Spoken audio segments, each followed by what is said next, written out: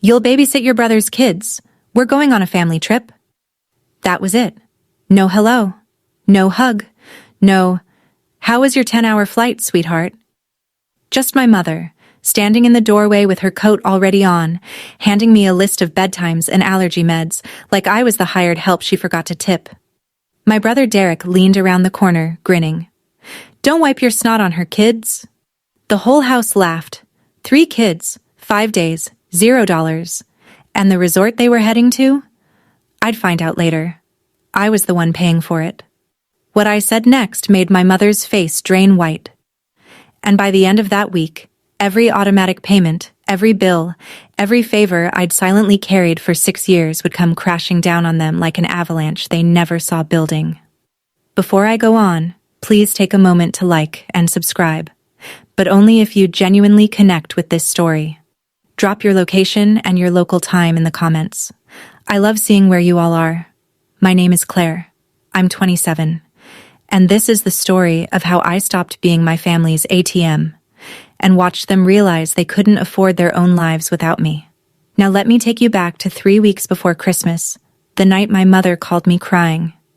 It was 11 at night. I was sitting cross-legged on my bed in my Seattle apartment with my laptop balanced on a pillow, finishing a code review that was already 3 days overdue. My phone buzzed once on the nightstand, then twice. Then it lit up with my mother's name and didn't stop. I picked up. The sobbing started before I could say hello. Claire, honey, I need you to come home for the holidays. Her voice cracked in the exact place it always cracked. This might be the last time I get all my kids under one roof. Your father would have wanted this. My father. She always knew exactly which wound to press.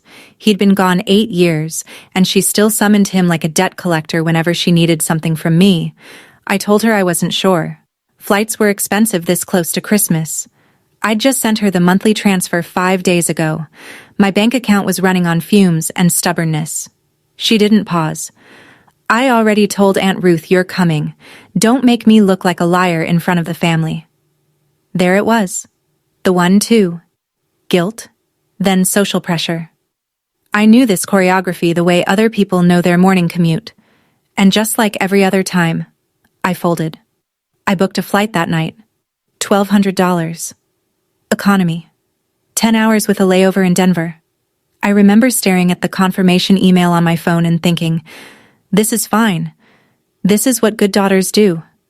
I should have known better. Because the last time my mother cried on the phone like that, it cost me $11,000. But I'll get to that. 3 weeks later, I was dragging my suitcase through 6 inches of slush up my mother's driveway in Richmond, Virginia. My back ached from the flight. My fingers were numb. The porch light was on, and through the frosted glass I could see people moving around inside.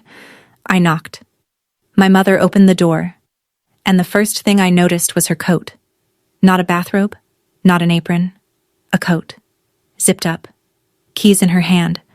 She didn't hug me. She didn't even look at my face. She held out a folded piece of paper. Here's the schedule. Lily's allergic to strawberries. The baby's reflux medicine is in the cabinet above the stove. Pediatrician's number is on the fridge. She checked her watch. We need to leave in 20 minutes to make our dinner reservation. We? I said. That's when Derek appeared from the hallway. Resort polo. Sunglasses pushed up on his forehead. In December. He had that grin. The one he'd worn since childhood. The one that meant he was about to say something at my expense and everyone would laugh. Don't wipe your snot on her, kids. His 3 children came stampeding around the corner, Lily, 5, grabbing my leg, the middle one, 3, running straight past me, and the baby, 18 months old, howling in Megan's arms. Megan walked by without looking at me. The formula's on the counter, she wakes up at 2. And then they were gone, coats on, doors slamming, the SUV pulling out of the garage. I stood in the middle of the living room holding a piece of paper with somebody else's children's bedtimes, my suitcase still zipped at my feet. That's when I noticed something. The resort brochure on the kitchen counter. 5 days, booked 3 weeks ago, a week before my mother ever called me. The tears were a script, and I was the punchline. The baby woke up at 2 a.m. Sharp, like Megan promised. The only thing Megan got right. I lifted her from the portable crib and walked slow circles through the dark living room, patting her back, humming some half-remembered song my father used to sing. The house was quiet except for her whimpering and the hum of the refrigerator. The refrigerator. I stopped in front of it. Under the magnets and the takeout menus, there were photos. Derek's college graduation, Derek's wedding, the whole family at the beach last 4th of July. Derek, Megan, the kids, my mother, even Aunt Ruth in the corner with her sun hat. I wasn't in a single one. I stood there for a long time bouncing the baby, scanning every photo like maybe I'd missed myself. I hadn't. My phone buzzed in my back pocket. A banking notification.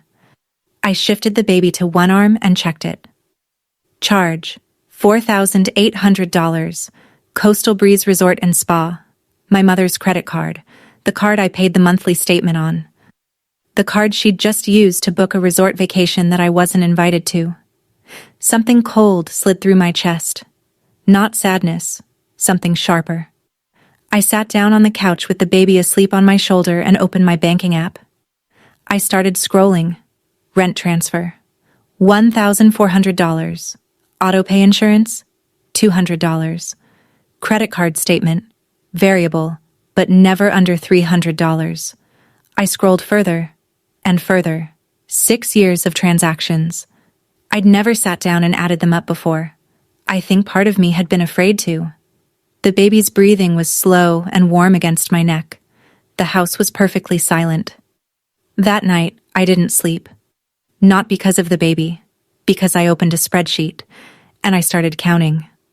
To understand what happened next, you need to understand how I got here, and that means going back to the day my father died. I was 21, just graduated. No job lined up yet, just a degree and a plan to move to the West Coast and start fresh. My father, Richard Fielding, a quiet man who fixed lawnmowers in the garage and called me kiddo until the day he died, had a heart attack on a Tuesday morning. By Wednesday, he was gone. At the funeral, it rained so hard you could barely hear the pastor. Derek stood next to Megan, who was 6 months pregnant with Lily. He cried. My mother cried. Everyone cried. I did too, but I also remember watching my mother's face and seeing something beneath the grief. Something calculating. She pulled me aside at the reception. Claire, you're the strong one. Derek has a family to worry about. I only have you now. I was 21. I didn't know that sentence was a leash. I got my first job 2 months later. Entry level. The paycheck barely covered my rent and groceries. The very first month, my mother called. I can't make rent this month, baby. Just this once. I sent her $1,400, and then I sent it again the next month. And the next, and the next. For 6 years. Not once, not a single time in 72 months, did my mother ask Derek for money. Not when he bought a new truck 6 months after our father's funeral. Not when he and Megan took a cruise for their anniversary. Not when he upgraded his TV to a 70-inch flat screen. Funny how strong always meant the one who pays. Last Christmas was supposed to be different. I told myself that on the plane ride to Richmond. I even believed it. I'd bought gifts for everyone. Real gifts. A cashmere scarf for my mother. A set of wooden building blocks for the kids. Hand-painted, $60. A nice bottle of bourbon for Derek because I was still trying. Always trying. The gift I received was a bath towel, wrapped in newspaper. Not even the good kind of newspaper. It was a grocery store circular. I could still see the coupon for $2 chicken thighs peeking out from the fold. I grabbed it last minute, my mother said cheerfully. You're so hard to shop for. I smiled. Of course I smiled. The day after Christmas, my mother announced a family ski trip. I actually felt a little excited, which should tell you everything about how low my bar was. I woke up early, put on the warmest thing I owned, and came downstairs ready to go. Derek was tying his boots in the hallway. He looked up. Someone's got to stay with the kids, Claire. You don't even ski. My mother appeared behind him. He's right, honey, it makes sense. So I stayed. 3 kids, a cold house, a window with a clear view of the driveway. I watched them pile into the car, laughing, zipping jackets, passing around a thermos of hot chocolate. Megan turned and gave me a little wave through the glass, the kind you give a hotel clerk. When they came home that night, smelling like pine and cold air, not a single person asked me how my day went. Derek just looked around the living room and said, "The house is still standing. Good job." That was the first year. I told myself it wouldn't happen again. I was wrong. And the next time was worse. 8 months before the holiday trip, my mother called at midnight, not her usual guilt trip hour. This was genuine panic. Or so I thought. "Claire, the pipes burst. There's water everywhere. The kitchen floor is ruined. I don't know what to do." I could hear something dripping in the background. Maybe water. Maybe performance. I transferred $11,000 the next morning. Nearly everything in my emergency savings. I ate rice and canned beans for 3 weeks. I told myself it was worth it. My mother needed me, and I was the strong one. 2 weeks later, Derek posted photos on social media. A birthday party, his birthday, at my mother's house. And there, gleaming behind the cake and the streamlined guests, was a brand new kitchen. Granite island, pendant lights, subway tile backsplash, the works. The caption read, "Mom outdid herself this year." I stared at that photo for 10 minutes. Then I texted my mother. "I thought the pipes burst."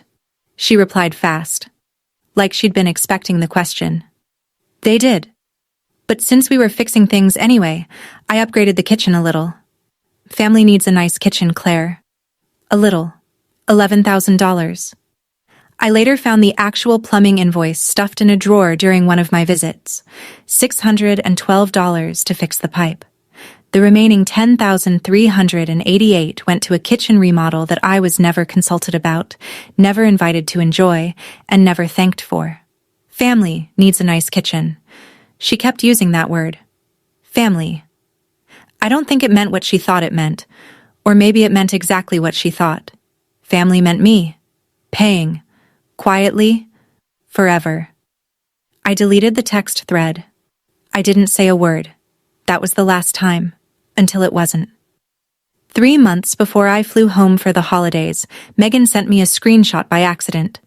It was a Tuesday afternoon. I was on my lunch break, scrolling through messages, when a notification popped up from Megan, which was already unusual because Megan and I didn't talk. We existed in the same family the way strangers exist on the same subway car. The screenshot showed a group chat called Fielding Fam. I'd never seen it before. I wasn't in it. 4 members. My mother, Derek, Megan, and Aunt Ruth. My mother had written, "Claire is so dramatic sometimes. I ask for one small favor and she acts like I'm ruining her life." Derek, right below. "She just likes feeling important. Letter." Megan. LOL? Aunt Ruth. A laughing emoji. I read it 4 times. Then I put my phone face down on my desk and stared at the wall. One small favor. That's what my mother called it. $1,400 a month. $11,000 for a kitchen. Car insurance for a brother who wouldn't even hand me a cup of coffee. One small favor. And the group chat that my entire family was in. The family group chat. Didn't include me. But my monthly payment sure did include my mother's phone bill. I was paying for the phone she used to talk about me behind my back. Megan never mentioned the screenshot. Either she didn't realize she'd forwarded it, or she didn't care enough to worry. But I saved it. I took a screenshot of the screenshot and put it in a folder on my phone. I didn't know why at the time. It felt like instinct, like pocketing a receipt you might need later. Turns out, my subconscious was already building a case. Back to that first night alone in my mother's living room. The baby was asleep on the couch, tucked between 2 pillows. Lily and the middle one were in Derek's old bedroom. The house was dead quiet, and the glow from my laptop screen was the only light in the room. I'd been at it for 3 hours, transaction by transaction, month by month. Bank statements going back to August 6 years ago. The first $1,400 I ever sent. When the spreadsheet was done, I just sat there. Rent. $1,400 times 72 months. $100,800. Car insurance for Derek. $200 times 72 months. $14,400. Credit card statements. $16,800 across 6 years. That was just what I'd tracked so far. There were probably charges I'd missed. The kitchen renovation. $11,000. Total at the bottom of the screen, bolded by default because the cell formatting picked it up. $143,000. I paid $143,000 to a family that doesn't put my photo on the refrigerator. I looked at the number. Then I looked at the sleeping baby. Then I looked at the empty driveway outside. Somewhere on a beach, my family was eating shrimp cocktail on a tab that would show up on a card that I would pay. And here I sat, in a dark living room, with a spreadsheet that told me exactly how invisible I'd been, and exactly how expensive that invisibility was. I picked up my phone, typed a message to Nora, my best friend since college, the only person who ever asked me, "Claire, how much are you actually sending them? I need your help, and I need you to be honest with me." She called back in 7 minutes, and the first thing she said was something I'd needed to hear for 6 years. "Claire, you gave them a house." That was the first thing Nora said. Not hello, not what happened. She looked at the spreadsheet I'd screen shared on FaceTime, and for about 30 seconds she didn't say anything at all. I could see her eyes moving across the numbers, line by line, the way she reads everything. Like a woman who counts things for a living. Which she does. Nora's an accountant. A good one. The kind who catches errors other people pray nobody notices. I was sitting on the floor of my mother's bathroom. The door locked, the fan on so the kids wouldn't wake up. "You gave them a down payment on a house, Claire, and they didn't even give you a seat at the table." I tried to laugh. It came out wrong. She calls it helping out. Helping out is bringing groceries. Helping out is watching the kids on a Saturday. This? She pointed at the screen. This is subsidizing their entire lifestyle. Your mother's rent, your brother's car insurance, her credit card. Claire, do you even know everything that's in your name? I didn't, and that scared me more than the number. Nora walked me through it. Pull your credit report tonight, right now. Check every autopay link to your bank account.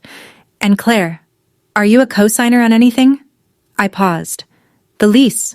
Mom asked me to co-sign when she moved after Dad died. She said it was just a formality. Nora went quiet again. That particular quiet she gets when she's angry, but choosing her words carefully. If she misses a payment, it hits your credit. You know that, right? I didn't answer, because I hadn't known that. Not really. Not the way it mattered.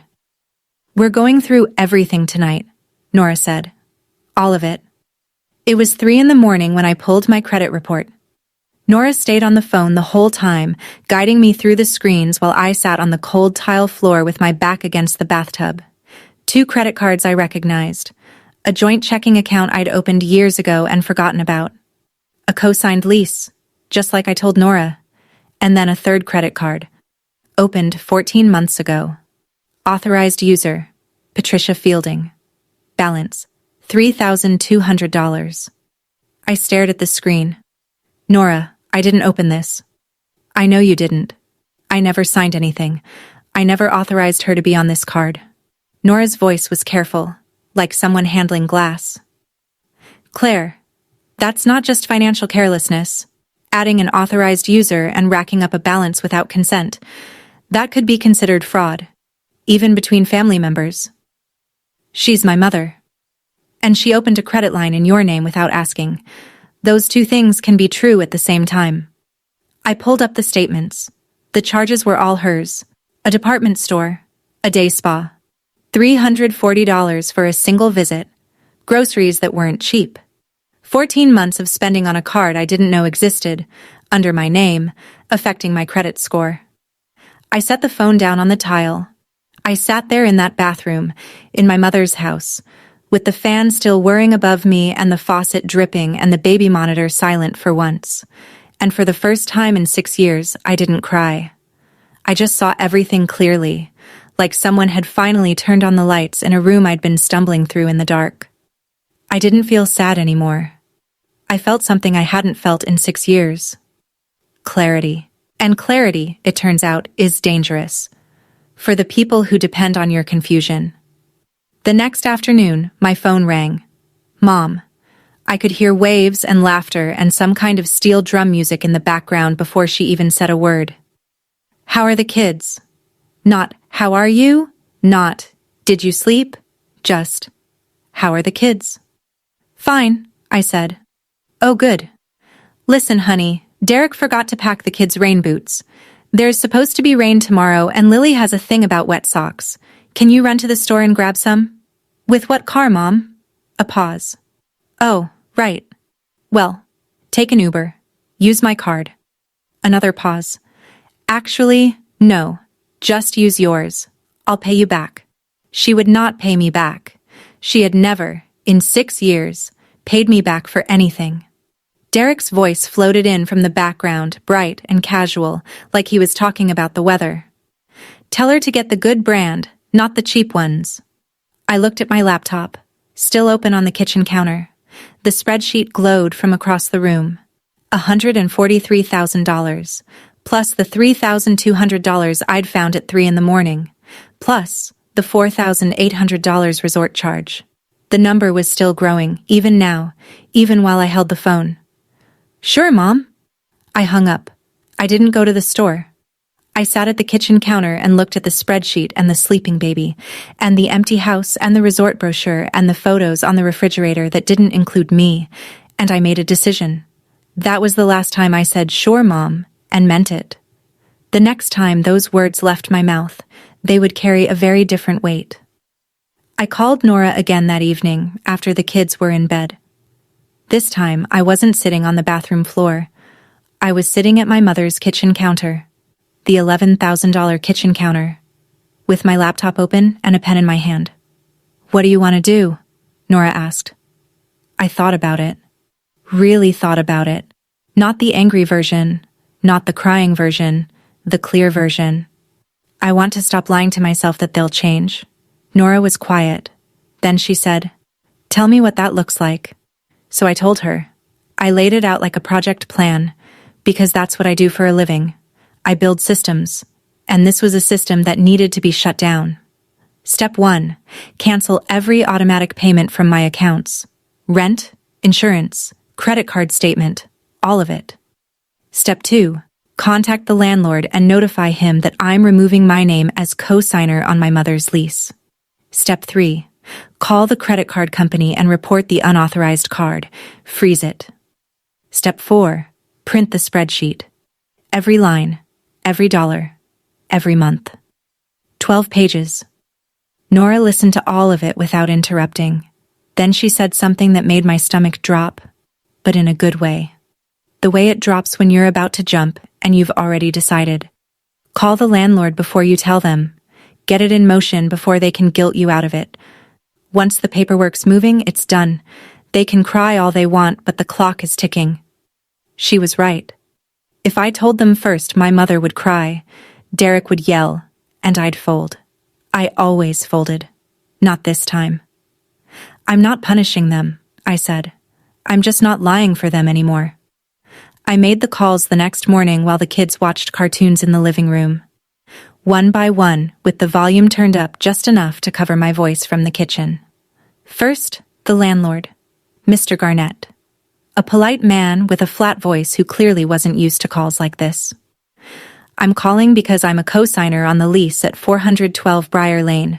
My mother, Patricia Fielding, is the primary tenant. I'd like to formally request the removal of my name. He asked a few questions. I answered them. Then he said, I appreciate the heads up, Ms. Fielding. Your mother will have 30 days to secure a new co-signer, or the lease will transition to a month-to-month arrangement pending credit review. 30 days. The clock was set. Second call. My bank.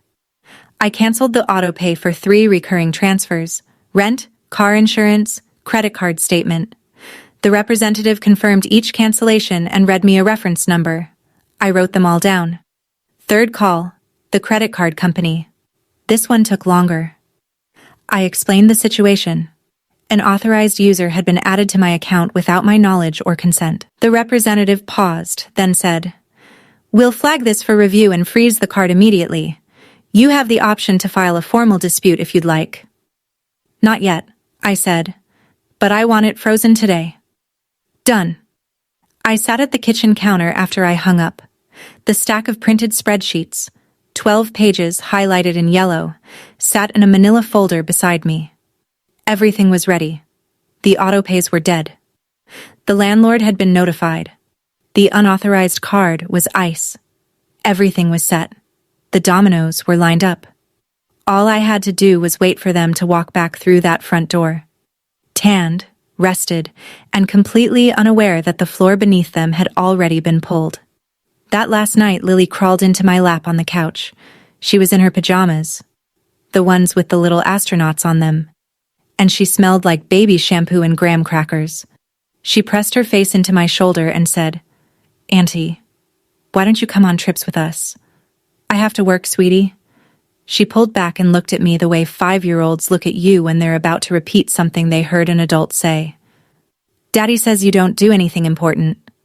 The room tilted, just for a second. I hugged her tighter and didn't answer. I tucked her into bed, kissed her forehead, and walked back to the kitchen, where my phone was charging next to the manila folder. And then, for the first time since this whole thing started, I almost quit. I picked up the phone and called Nora. It was past midnight in Seattle, but she answered on the second ring. I was crying. Really crying. The ugly kind. The kind I hadn't let myself do in years. "What if I'm wrong?" I whispered. "What if this destroys everything?" Nora didn't hesitate. "Claire, you paid $143,000. They called you dramatic in a group chat you weren't in. Your mother opened a credit card in your name. This isn't love. This is a system. And you're the engine they refuse to maintain."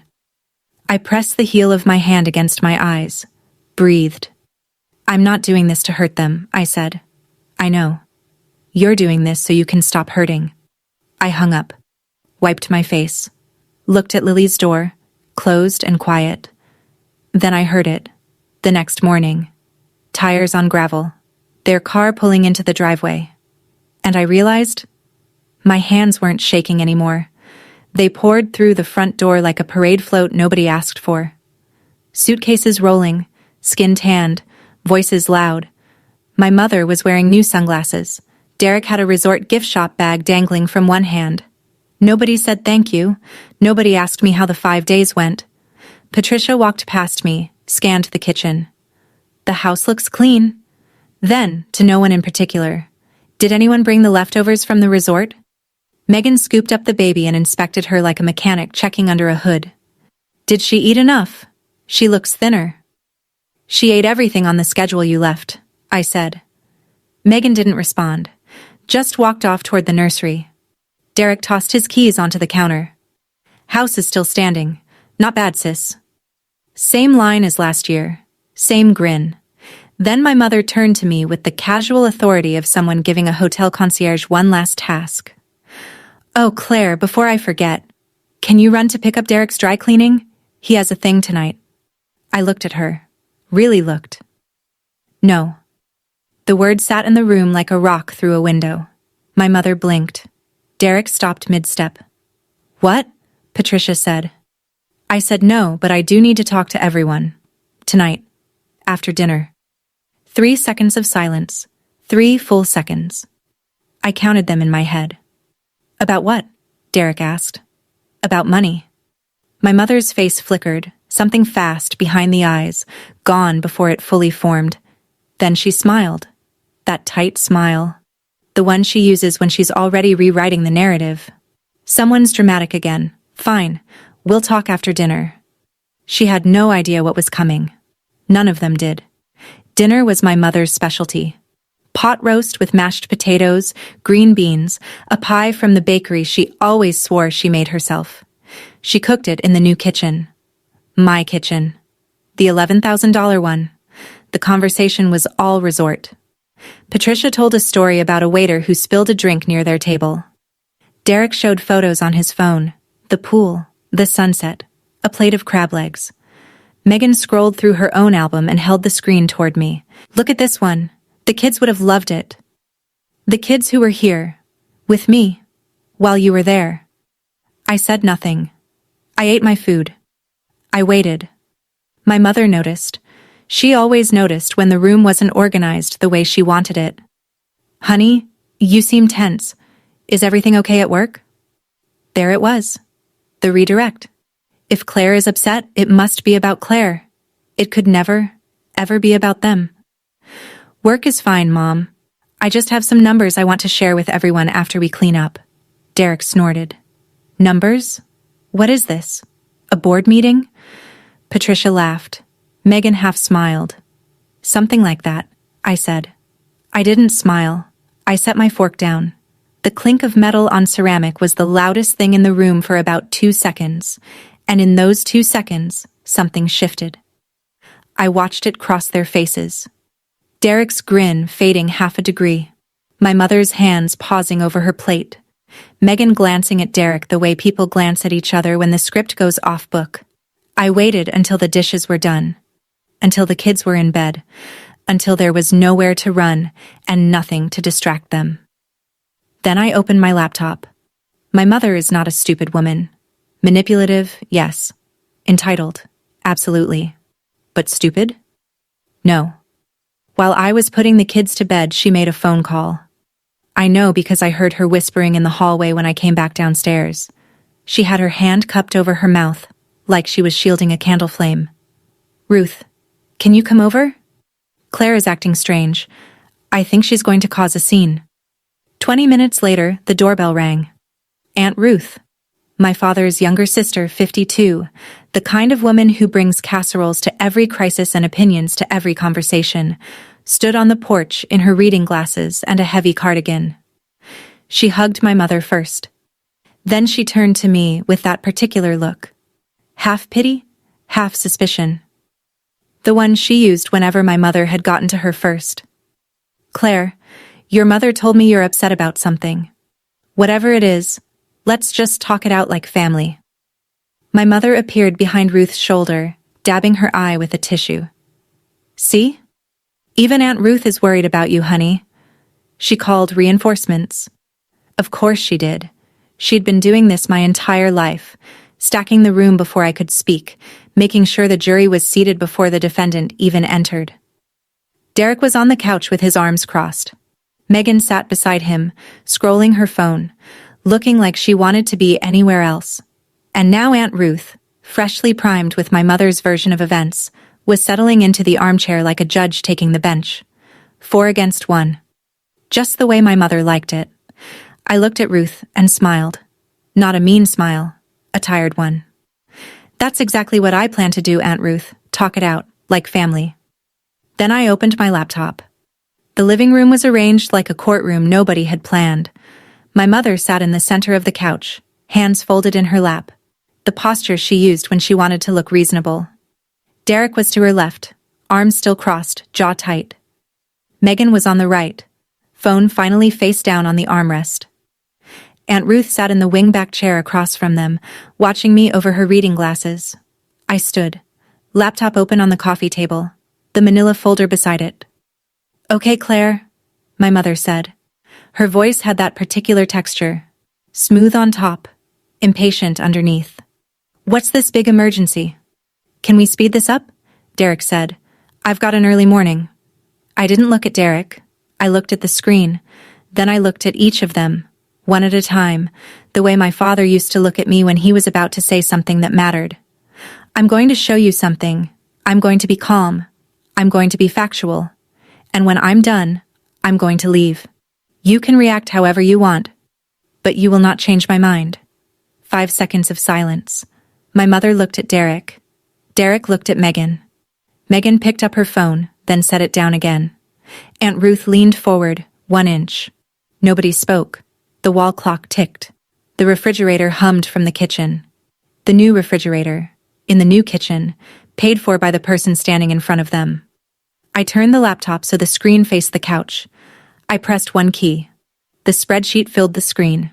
Every line, every month, every dollar, organized by category, sorted by date, totaled at the bottom. The number at the bottom, bold, red, underlined, was $146,200. I read it line by line. I didn't rush. I didn't whisper. I spoke the way I speak in a code review. Factual, sequential, documented. Rent, $1,400 a month, 72 months. That's $100,800. My mother's mouth opened slightly. No sound came out. Car insurance for Derek, $200 a month, 72 months, $14,400. Derek shifted on the couch. Credit card statements for the card linked to your account, Mom. Over 6 years, $16,800. I kept going. Kitchen renovation. The one you told me was a pipe emergency. $11,000. The plumber's invoice was $612. The rest went to granite countertops and pendant lights. My mother looked down at her hands. And this resort you just came back from, $4,800. Charged to the card I pay the statement on. The card you didn't tell me you were using for a vacation I wasn't invited to. I straightened up. Plus incidentals I'm still finding. Total, $146,200. Silence. 8 seconds of it. I know because the clock on the wall ticked, and I counted. Derek was the first to speak. Where are you getting these numbers? Your bank statements. Or rather, my bank statements. Because every single one of these came out of my accounts. I opened the manila folder and placed the printed pages on the coffee table, one at a time. 12 pages, each one highlighted in yellow. They landed with the softest sound, paper on wood. But in that room, in that silence, each one sounded like a door closing. $146,200. That's what helping out looks like when you add it up. But that's not all. I watched my mother's eyes flick up from the printed pages. Something new behind them. Not guilt. Fear. 14 months ago, someone opened a credit card in my name. I was listed as the primary account holder. An authorized user was added. Patricia Fielding. I looked at my mother. I didn't sign anything. I didn't agree to it. The balance on that card is $3,200. Patricia's hand went to her throat. That was just for emergencies, Claire. I pulled the statements, Mom. Nordstrom, $218. A spa day, $340. Groceries, but not budget groceries. Organic steaks, imported cheese. I paused. That's not an emergency. That's a lifestyle. On my credit. Aunt Ruth turned to my mother. Her face had changed. The pity was gone. Patty, is this true? You opened a card in her name? It's not what it looks like. And one more thing. I picked up my phone, opened the folder, and held the screen so everyone could see it. The screenshot. The group chat. Fielding fam. 4 members. Not 5. I read it out loud, my voice flat and steady. Claire is so dramatic sometimes. I ask for one small favor and she acts like I'm ruining her life. That was you, Mom. I scrolled.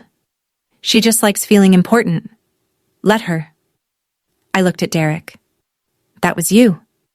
Derek's face went red from the neck up, like paint being poured. Megan stared at the floor as if the carpet held a trapdoor she could disappear through. Aunt Ruth pulled her glasses off. Slowly. Like a woman realizing she'd been reading the wrong page of a very long book. Patty, she said quietly, you opened a card in her name? My mother started crying. Not the soft kind, the loud kind, the performance kind. The version that had always worked before, the one that made everyone in the room rush to her side and forget what they were upset about.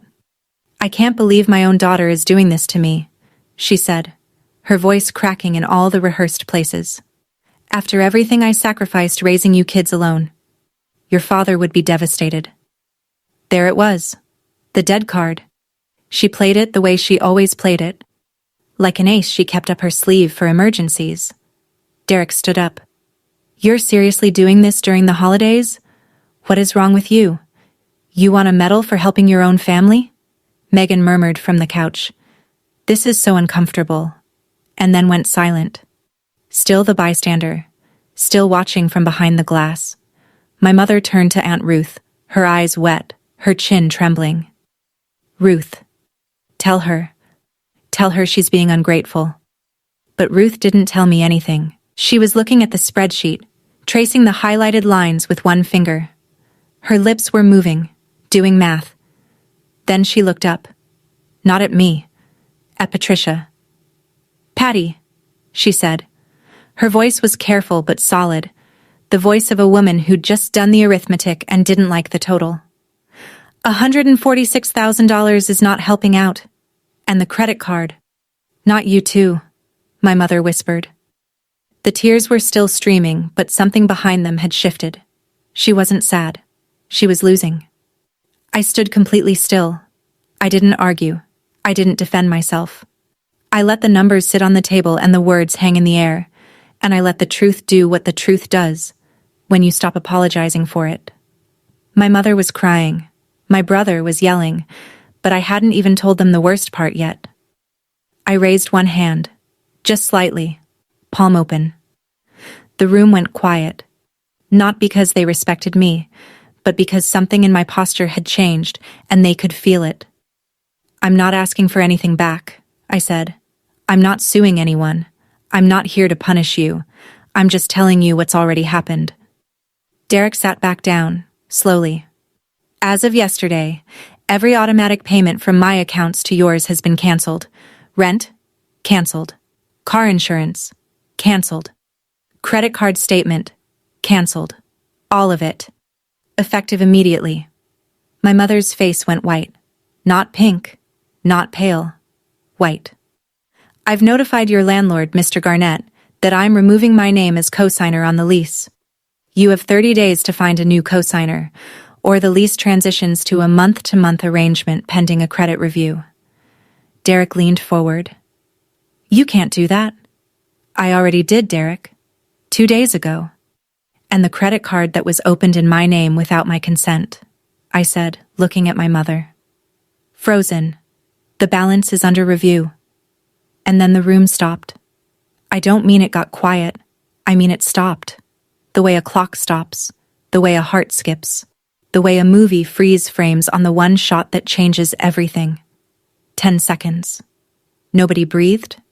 Nobody moved. Aunt Ruth's hand went to her chest. Megan's phone slipped from the armrest and hit the carpet. Derek stared at Megan. Megan stared at the floor. And my mother, who had spent my entire adult life writing the story of this family in her own hand, whispered 3 words. No. No. No way. I didn't blink. I'm not punishing you. I'm just not paying for you anymore.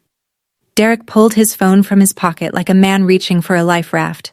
He opened his insurance app, tapped twice. His face changed. My insurance says lapsed. He looked up at me. What did you do? I stopped paying for it. That's what I did. Your car insurance has been in my name, billed to my card, for 6 years. I canceled the auto pay. Megan grabbed his arm. Derek, the pediatrician is on Tuesday. We can't drive the kids without insurance. We can't. Shut up, Megan. Derek turned back to me, his voice low and tight. Turn it back on, Claire. No, Derek. Turn it back on.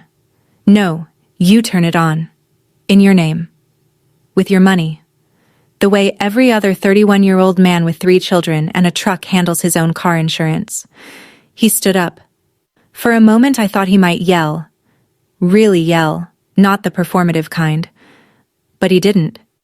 He just stood there, his phone in one hand, his mouth opening and closing like a man trying to start a sentence that doesn't exist. This is insane, he finally said. You're insane. I'm 27 years old. I've been paying your car insurance since you were 25. That's $200 a month for 6 years. $14,400.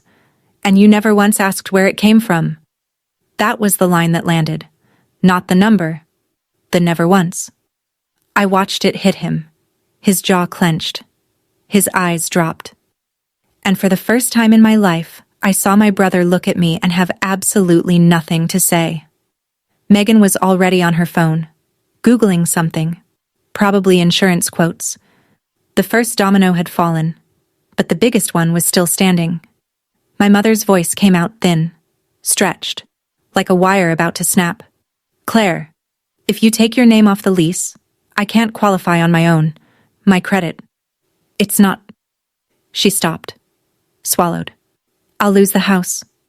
I looked at her, at the woman who had fed me guilt for 6 years, who had called me crying to get me on a plane, who had handed me a babysitting schedule before she'd handed me a glass of water. It was never your house, Mom. It was mine.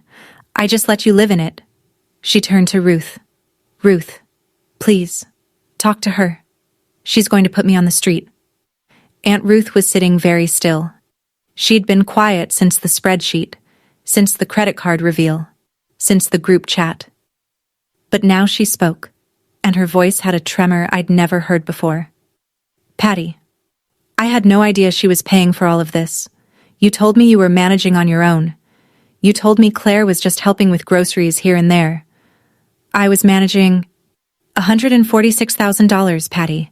That is not managing. That is not groceries. Ruth paused. Her chin lifted. Her eyes were wet, but they were steady. If my brother were alive? She stopped.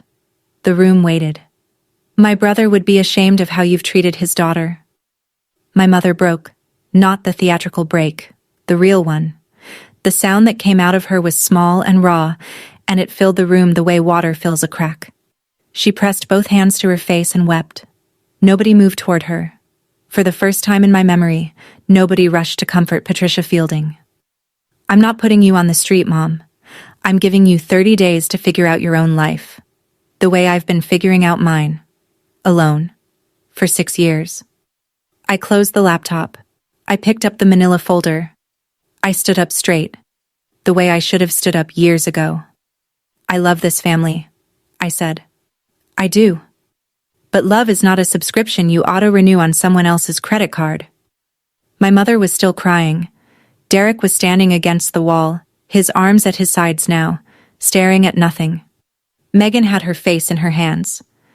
If any of you want a relationship with me, a real one, where I'm not the ATM or the babysitter or the scapegoat, you know my number. But the next time you call, it won't be to ask for money. I paused. It will be to ask how I'm doing. I reached for my suitcase. I'd packed it that afternoon while they were unpacking theirs. I'd placed it by the door the way someone places a chess piece, quietly, deliberately, before the final move. I was halfway to the front door when I heard the footsteps. Small ones. Fast. Auntie, where are you going? Lily. Astronaut pajamas, eyes wide, standing in the hallway, barefoot on the cold hardwood. I set down my suitcase. I knelt in front of her. I tucked a strand of hair behind her ear and said, I'm going home, sweetie, but I'll always pick up the phone when you call. Always. I kissed her forehead. She held on to my sleeve for a second, then let go. I stood up. I looked at my mother one last time. She was sitting on the couch, hands in her lap, staring at the stack of printed pages. She didn't say a word. For the first time in my entire life, Patricia Fielding had nothing to say. I opened the door. The cold air hit my face. Snow was falling, soft and quiet. I walked to the curb and called a car to the airport. I didn't look back. The plane took off at 11:42 p.m. window seat, red-eye to Seattle with a connection in Charlotte. I pressed my forehead against the cold glass and watched the lights of Richmond shrink into a grid, then a glow, then nothing. The cabin was dim. The engines hummed. The woman next to me was already asleep. My phone buzzed. 14 messages. Mom, how could you do this to me? Derek, you ruined Christmas. Megan, the baby needs formula. Can you at least send money for that? Aunt Ruth, Claire, I'm sorry. I should have seen it sooner. Call me when you're ready. I read each one exactly once. Then I muted every thread except Ruth's. There was one more. From Nora. Landing okay? I typed back. Not yet. but I think I will be. I put my phone in airplane mode and sat there in the dark for a long time. The captain made an announcement about weather in Charlotte. A flight attendant walked the aisle with a quiet cart. I ordered a ginger ale. $5. $5. For myself. Without checking my bank account first, without calculating whether I could afford it after the rent transfer, the insurance payment, the credit card statement. I took a sip and realized this was the first thing I'd bought for myself in 6 years without doing math in my head about someone else's bills. It was just ginger ale, but it tasted like the beginning of something. The messages kept coming in. I knew they would. My mother's voice would fill my voicemail by morning, cycling through the stages. Anger, guilt, bargaining, more guilt. Derek would go silent. Megan would ask for money one more time because that was the only language she had. But at 35,000 feet, none of it could reach me. 1 week later, Seattle. Rain. I was back at my desk, back in my routine, back in the apartment that suddenly felt different. Not because anything in it had changed, but because everything outside it had. Aunt Ruth called me on Wednesday with updates. She didn't gossip. She reported, the same calm, factual tone I'd used in that living room. My mother had received a formal letter from Mr. Garnett. 30 days to find a new cosigner or the lease converts to month with a higher rent pending credit review. Patricia had been calling every relative she could think of, asking someone, anyone, to co-sign. Nobody would. Word had spread. The number had spread. $146,000 has a way of ending arguments before they start. Derek went 3 days without car insurance. He took Ubers to get the kids to the pediatrician. When he finally bought his own policy, the premium was higher than what I'd been paying. He had no independent history, no clean record in his own name. He was 31 years old and buying car insurance for the first time. Megan called her own mother and asked to stay with her for a week. Stress, she said. The unauthorized credit card was frozen. The $3,200 balance was under dispute. My mother would have to answer for every charge. No more spa days. No more department store runs. Not on my name. Not anymore. And me? I checked my bank account on Friday, the way I always did. But the number at the bottom was different. For the first time in 6 years, I had $3,800 left at the end of the month. Not $200, not $47, $3,800. That's what my life costs when I stop paying for theirs. 2 weeks later, a Sunday afternoon. My phone rang. Mom. I almost didn't answer. I stared at the screen for 4 rings, watching her name glow against the gray Seattle rain outside my window. On the 5th ring, I picked up. Her voice was different. Softer. The kind of soft she uses when she's building towards something. Claire, honey, I've been thinking, and maybe I wasn't always fair to you. I waited. I'd learned to wait. I'm sorry if you felt hurt. If. That little word. 2 letters that turn an apology into an accusation. She wasn't sorry for what she did. She was sorry I had the audacity to feel something about it. But you have to understand, she continued. After your father died, I had no one. You were all I had. Mom, I said. I wasn't all you had. You had Derek. You had Aunt Ruth. You had a job.